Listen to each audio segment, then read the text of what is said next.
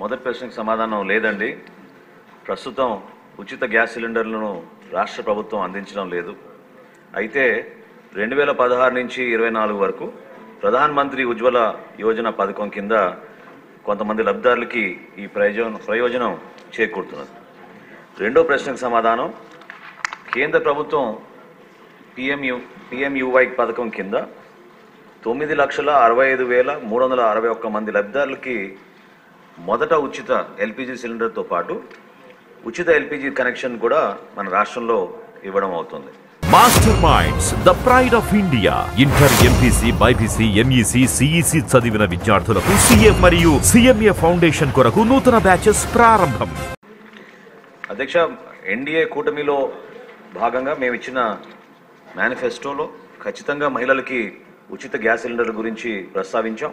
దానికి మన ప్రభుత్వం కట్టుబడి ఉంది. తప్పకుండా మూడో ప్రశ్నకు సమాధానం, మహిళలకి ఉచిత గ్యాస్ సిలిండర్ గురించి త్వరగా దీనిపైన నిర్ణయం తీసుకుని వివిధ శాఖలతో మేము చర్చించుకుని సభాముఖంగా మరొకసారి గౌరవ సభ్యులకు అందరూ కూడా తెలుపుతాం. అధ్యక్ష, క్వశ్చన్ నెంబర్ 83 అండి. సార్ మీరే మొన్న 83. థ్యాంక్ యూ అధ్యక్ష. నిన్న గౌరవ ముఖ్యమంత్రి గారు గవర్నర్ గారి ప్రసంగంలో రాష్ట్రంలో ఉన్న ఆర్థిక పరిస్థితి గురించి, వెంటిలేటర్ పైన ఉన్న మన రాష్ట్ర ఆర్థిక పరిస్థితిని కేంద్ర ప్రభుత్వం నిన్న బడ్జెట్లో కొంచెం ఆక్సిజన్ ఇచ్చిన అభిప్రాయాన్ని వ్యక్తపరిచారు. ఈరోజు ఈ ప్రశ్నకి సమాధానంలో కూడా మీకు అర్థమవుతుంది. ఒక పర్ఫెక్ట్ ఎగ్జాంపుల్ ఇది, ఏ విధంగా మన రాష్ట్రాన్ని వీళ్ళు ఆర్థికంగా ఎన్ని ఇబ్బందులు పెట్టారని దానిపైన మనం ఖచ్చితంగా ఈ ప్రశ్న ద్వారా మనం మాట్లాడుకోవచ్చండి. రైతులకి చెల్లింపుల విషయంలో బకాయిలు ఇంకా ఉన్నాయండి. మొదటి ప్రశ్నకు సమాధానం అవునండి. రెండోది, రబీ పంటలో 2023-24 కాలానికి గౌరవ సభ్యులు అడిగినట్టుగా నేను జిల్లాల వారీగా వివరాలు ఇస్తానండి.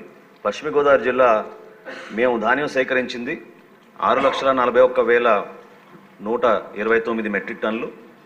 దానికి చెల్లించవలసిన నిధులు ఇంకా 424 కోట్ల రూపాయల 55 లక్షలు.